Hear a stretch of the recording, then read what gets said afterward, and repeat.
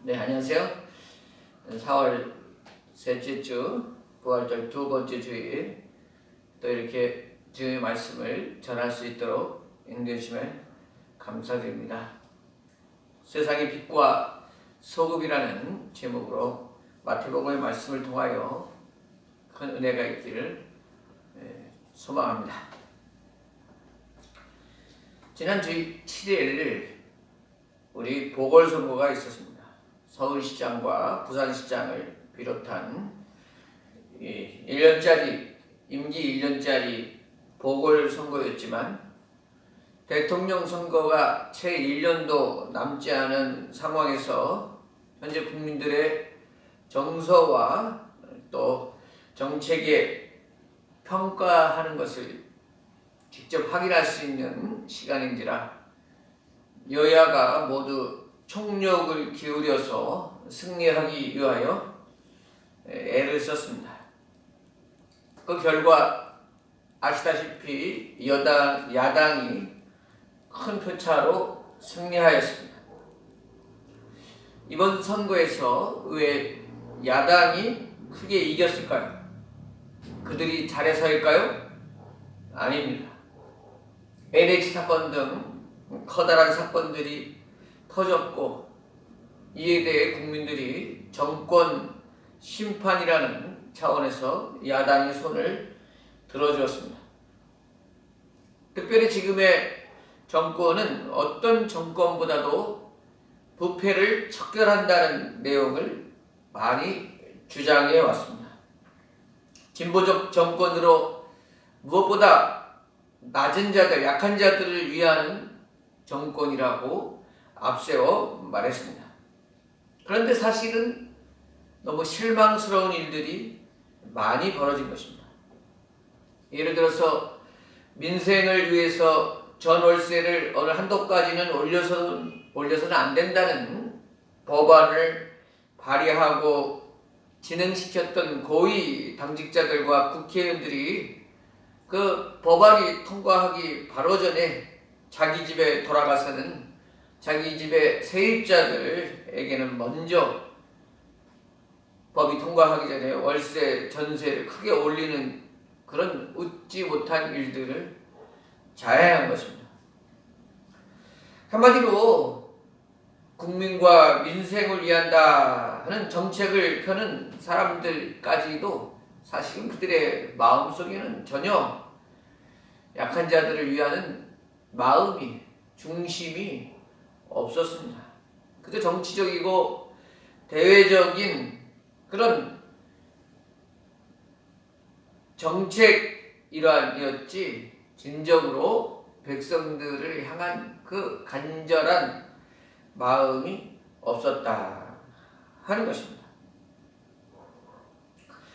그래서 그 모습을 본 많은 유권자들이 자신의 말 한마디라도 자기들의 몸집 하나로라도 이 사회가 정말 정의롭고 공정한 사회가 되기를 원하는 그 마음으로 투표장으로 향했고 그 정권을 심판하는 기회가 된 것입니다. 앞서 말씀드렸듯이 이 정권은 어느 정권보다 부패를 척결한다는 그런 주장을 내세웠고, 근데 생각해보면 이제껏 어느 정권, 어느 대통령도 다 정의롭고 공의로운 사회를 만들겠다고 큰 소리 치며 시작했지만 매번 실망스러운 결과를 나타낸 것을 볼 수 있습니다. 한자로 부패를 썩을 부자에 무너질 패자를 씁니다. 공동체가 썩어서 문드러진다는 뜻입니다. 국제 투명성 기구에서는 부패를 사적 이익을 위해서 위임된 권력을 남용하는 것이라 규정하고 있습니다.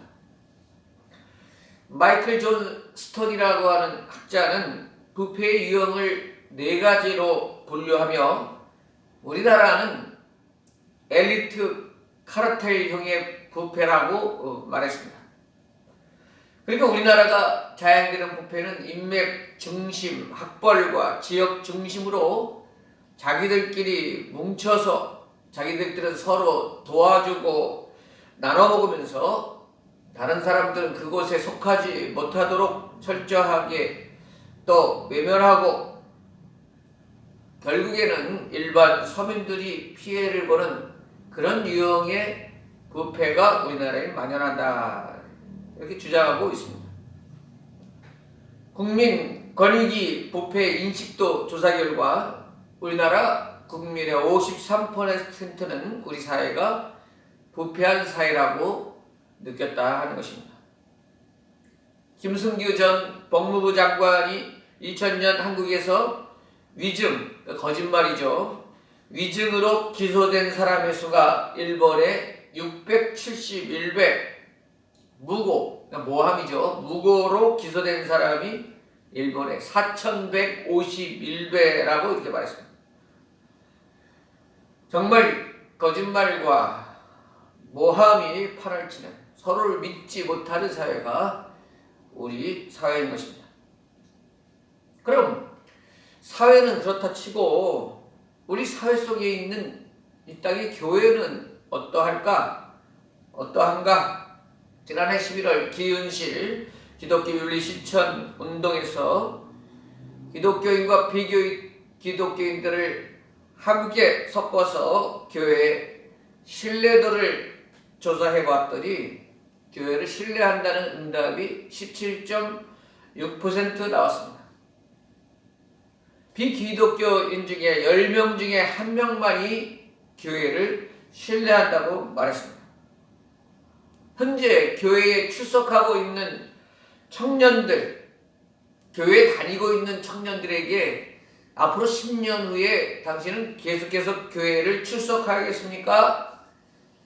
라고 하는 질문에 10명 중 3명은 교회에 출석하지 않을 것 같다라고 응답했습니다.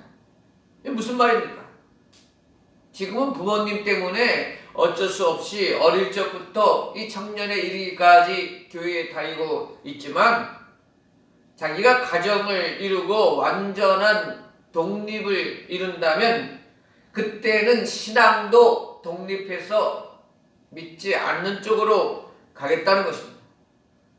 이게 얼마나 무서운 말입니까?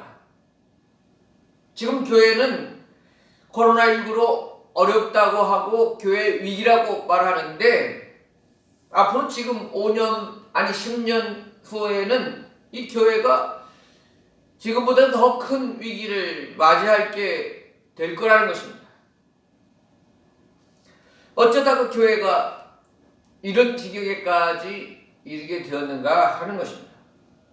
교회는 어떻게 무엇부터 달라져야 하는가 하는 것입니다. NGO 단체에서 사회 불신 단체 조사해 봤더니 1등이 정치인들이었습니다.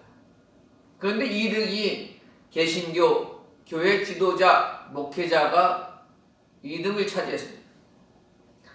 물론 일부 대형교회의 목회자들의 성적 스캔들, 교회 재산의 사유와 현금의 유용, 지나친 정치색, 대를 잇는 세습 등 그 여러 원인들로 뽑혔습니다.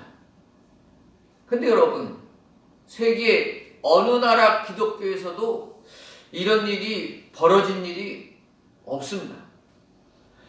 우리 개신교는 우리나라뿐만 아니라 세계에 들어가지 않은 곳이 없는데 이런 부도덕한 일이 벌어지는 기독교는 우리나라밖에는 없다는 것입니다.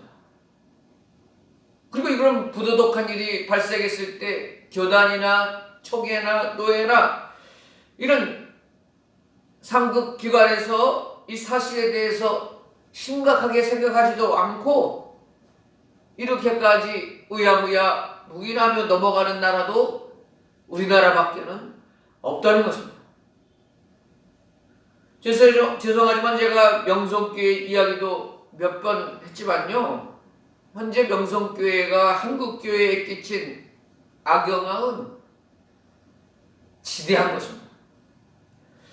그 교회 목사님이 개척해서 수만 명에 모이는 교회로 성장시켜 놓으니까 그 목사님이 총회장을 역임했음에도 불구하고 우리 교단에서 헌법으로 세습은 불법이다, 잘못이다 이렇게 명시하고 통과했는데 그 힘과 그 돈과 권력으로 세습을 강행하여 지금 교단에서도 어쩔 수 없이 몇 년 지나서 미온적으로 꼬리를 내리는 힘과 돈 앞에 정의도 다 무력해지는 그런 모습을 나타내고 있는 것입니다. 그래서 우리 교단이 어떻게 변하고 있는 것입니까? 교단 총회장까지 여기만 어른 원로 목사님이 그렇게까지 교회의 헌법도 지키지 않고 함부로 힘으로 돈으로 밀어붙여 세습을 해놓고 지난 몇 년 동안에 지금 교단에서는 여러 가지 헌법을 어기는 일들이 만연하고 있습니다. 다들 이렇게 말하는 것입니다. 불법을 행하고도 뭐 총회장을 지낸 분도 안 지키는데 뭐 우리들 뭐 어떻다고? 교회 평신도들도 아니 교회 목회자들도 법을 안 지키는데 뭐 우리 집이야 뭐 어때? 이런 분위기가 조성됐다는 것입니다. 그래서 농성교회가 단지 자신에게 세습을 했다는 것 그 한 가지가 문제가 아니라 교회의 불법과 불신을 만연시키는, 조장시키는 그런 큰 악을 저질렀다 하는 것입니다. 어느 나라 사회이든요, 그 사회를 유지하는 도덕적이고 윤리적인 기준이 있습니다. 잣대가 있습니다. 그리고 세상 어느 나라에도 기독교는 이 사회의 도덕과 윤리적인 기준보다 더 높은 윤리의식을 내보였고 또 그것을 지켜왔습니다. 그런데 우리나라만이 유일하게 사회적인 윤리의식보다 더 낮은, 더 떨어지는 도덕 윤리의식을 가지고 있는 나라는 우리나라밖에 없다는 것입니다. 그러니 이 땅에서 신뢰를 잃은 기독교가 세상의 손가락질과 지탄을 받는 것은 어쩌면 당연한 결과인지도 모르는 것입니다. 현재 한국 교회 학교는 점점 사라져가고 청년들은 교회를 등지고 세상으로 나아가고 있고 전국 곳곳에 1000만에 가까운 가난한 성도들, 여러 교회와 교인들로부터 상처받은 사람들이 교회를 떠나 유리방황하며 살아가고 있는 이 나라의 이 교회의 현실에 우리가 살고 있는 것입니다. 그러니 어떻게 전도가 되고 복음의 증거가 나타나겠습니까? 오늘 예수님께서는 마태복음 5장에서 시작되는 긴 상상보울의 말씀을 시작하시면서 제일 먼저 팔복에 대한 말씀을 하신 이후에 오늘 본문을 말씀 주셨습니다. 우리에게 너희들은 세상의 소금과 빛이라 말씀하십니다. 13절 너희는 세상의 소금이, 14절 너희는 세상의 빛이니. 여러분, 예수님께서 우리를 세상의 소금이라 하시면서 또한 덧붙여서 뭐라고 말씀하시는지 보시기 바랍니다. 소금이 만일 그 맛을 잃으면 무엇으로 짜게 하리요? 후에는 아무 쓸데없어 다만 밖에 버려져 사람에게 밟힐 뿐이니라.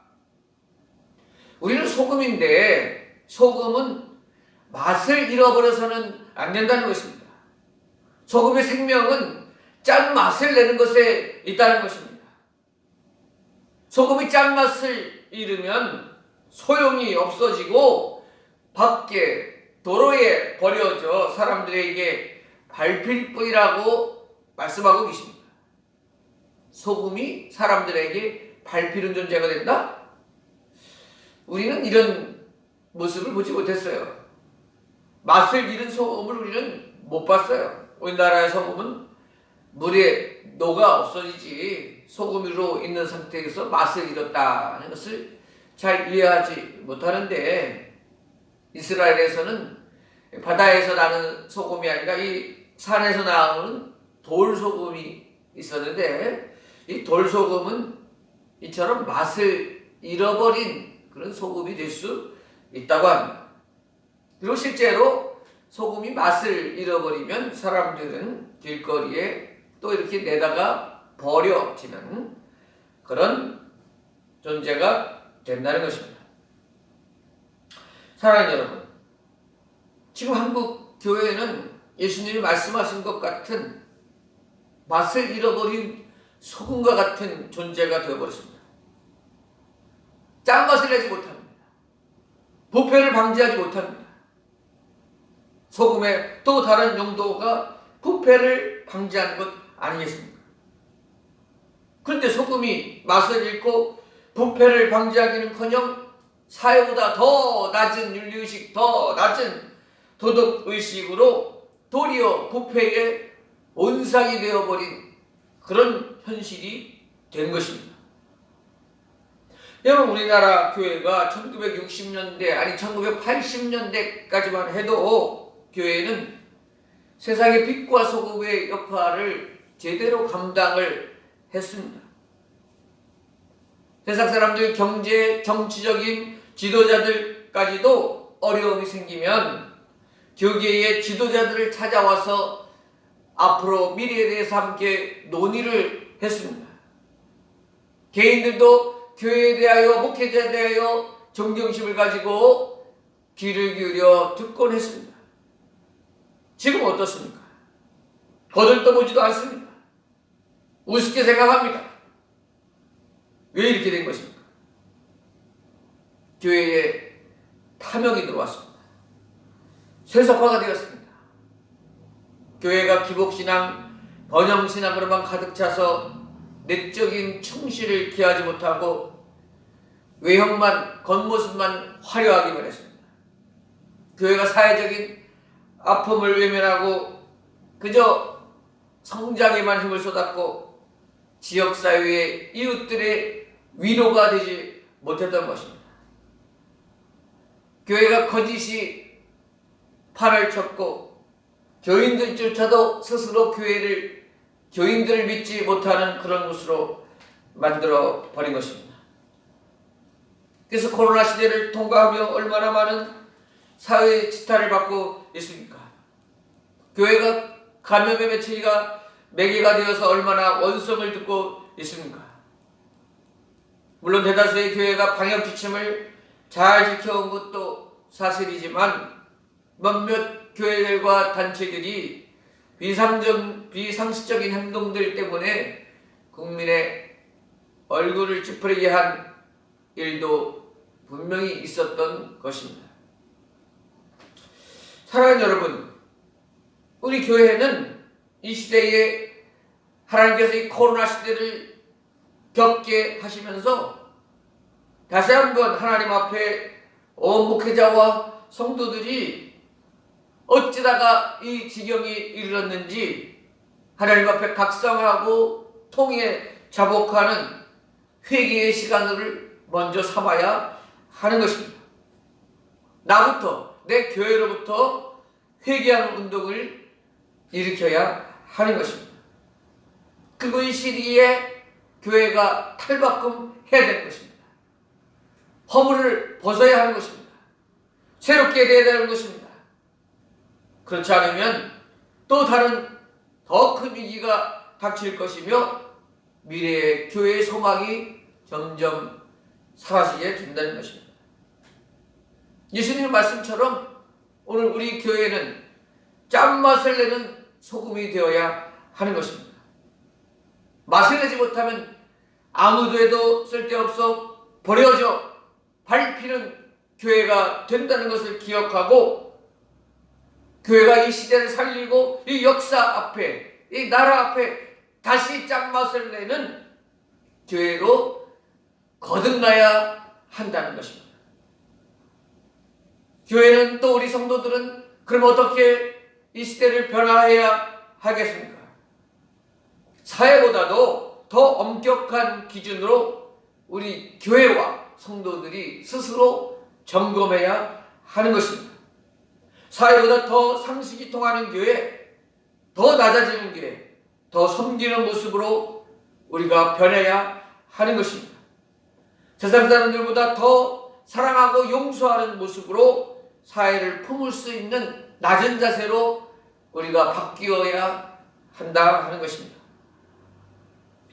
예수님께서 이 소금과 빛의 말씀을 하시며 16절 끝부분에 뭐라고 하시냐면 16절 그들로 너희 착한 행실을 보고 하늘에 계신 너희 아버지께 영광을 돌리게 하라. 우리가 세상의 소금과 빛으로 사는 길은 우리의 착한 행실을 통해 하나님께 영광을 돌리는 삶이라 말씀하고 계시죠. 우리 교회가 새로워지는 길은 착한 행실을 사회에 보이는 것입니다. 세상 사람들은 한두 번 용서할 때 우리는 그리스도의 사랑으로 예수님 말씀처럼 70번에 7번을 용서하는 자세로 더 용서할 수 있는 사람으로 무장돼야 하는 것입니다.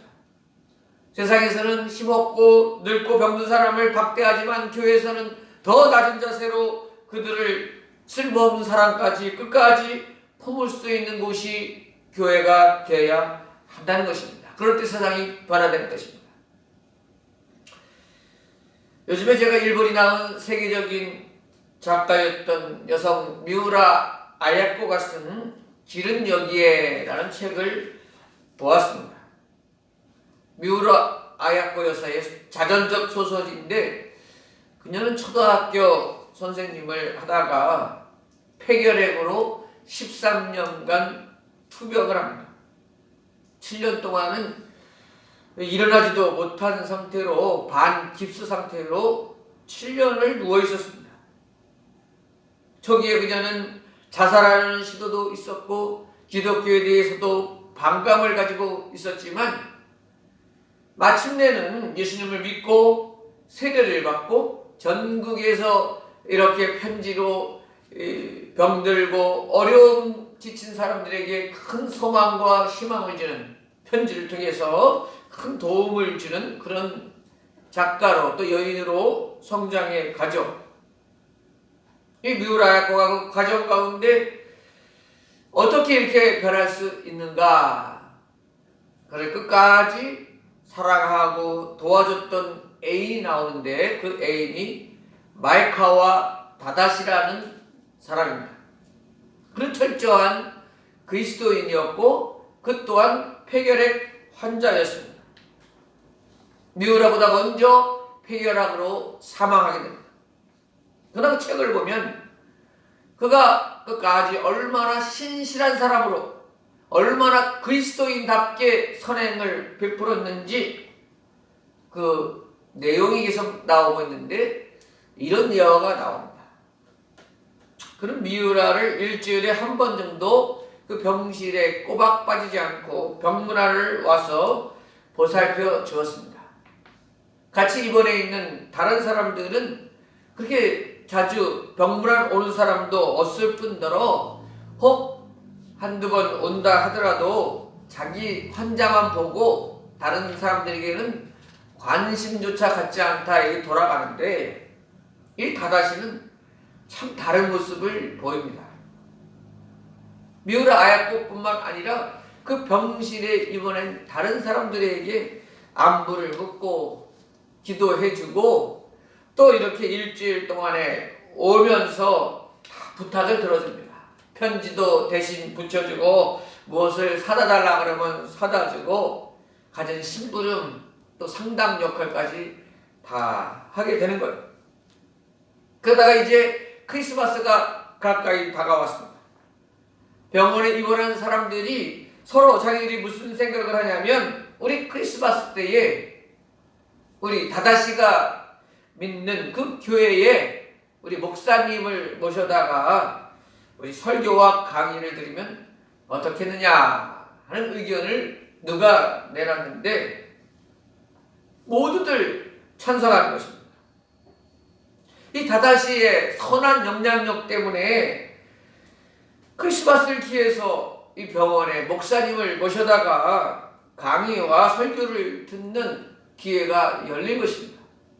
그런데 이 방에 있는 환자들뿐만 아니라 그 병원에 입원한 수십 명의 환자들이 다 한데 모여서 목사님의 설교와 예배를 드리고 그것에서 감동을 받고 후에 몇 사람이 예수님을 믿고 세례받는 일이 있었다는 것을 소개하고 있습니다.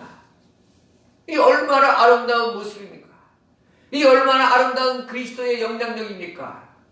바로 이것이 기독교인들이 행해야 하는 아름다운 선한 영향력 아니겠습니까? 우린 사랑의 사람으로 변해야 합니다. 나만 생각하는 데서 이웃의 아픔까지 돌보는 사람으로 변화해야 하는 것입니다. 오늘 예수님께서는 또한 우리를 세상의 빛이라 이렇게 말씀하십니다. 요한복음 8장 12절에 보면 예수님께서 말씀하여 이르시되 나는 세상의 빛이니 나를 따르는 자는 어두움에 다니지 아니하고 생명의 빛을 얻으리라 말씀하십니다. 원래 우리는 스스로 빛이 될 수 없는 존재입니다. 그런데 마치 달빛, 별빛과 같은 그런 발광체가 되었습니다. 여러분, 달빛, 달에 가봤더니 전혀 빛이라고는 하나 없는 아주 깜깜한 그런 땅이었습니다. 그런데 우리가 이 땅에서 보면 달빛이 보름달도 있고 아주 화려한 빛으로 우리에게 비춰주고 있습니다. 그럼 그 달빛은 어디에서 발광한 것입니까? 바로 태양빛을 받아서 반사해내는 빛이 바로 달빛인 것입니다. 마찬가지예요. 우리 스스로 발광하는, 우리 스스로 빛을 낼 수 있는 존재가 아닙니다.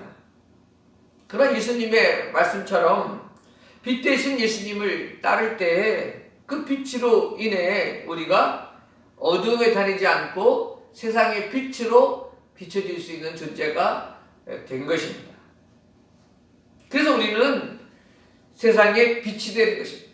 우리를 통해서 예수님을 반사해내는 것입니다. 우리의 행동을 통해서, 우리의 모습을 통해서 예수님이 드러나게 되는 것입니다. 그런 차원에서 우리는 세상의 빛인 것입니다. 그러면 어떻게 되겠습니까? 그렇게 하려면 우리가 먼저 예수님의 사랑을 흠뻑 받아야 됩니다. 예수님의 사랑을 먼저 흠뻑 충만하게 흡수하여 그 빛을 우리가 나타내 줄 수 있는 것 아니겠습니까? 이 세상을 변화시키기에 우리의 의지, 우리의 노력만으로는 오래가지 못하고 참된 사랑의 행위도 나오지 못합니다. 우리는 교회에 모여서 먼저 성령 충만하고 예수님의 사랑으로 먼저 무장돼야 하는 것입니다. 교회를 에클레시아 그랬습니다. 하나님께서 부름받아 모인 자들, 이런 뜻입니다. 그렇습니다. 우리 교회는 하나님께로 부름받아 나온 우리들이 먼저 하나가 되고 예배를 통해서 성령 충만하고 그리스도의 사랑으로 충만해지는 것이 먼저 있죠. 그러니까 거기에서 머물러서는 안 되고 데클레시아, 흩어지는 교회 역할도 감당해야 하는 것입니다.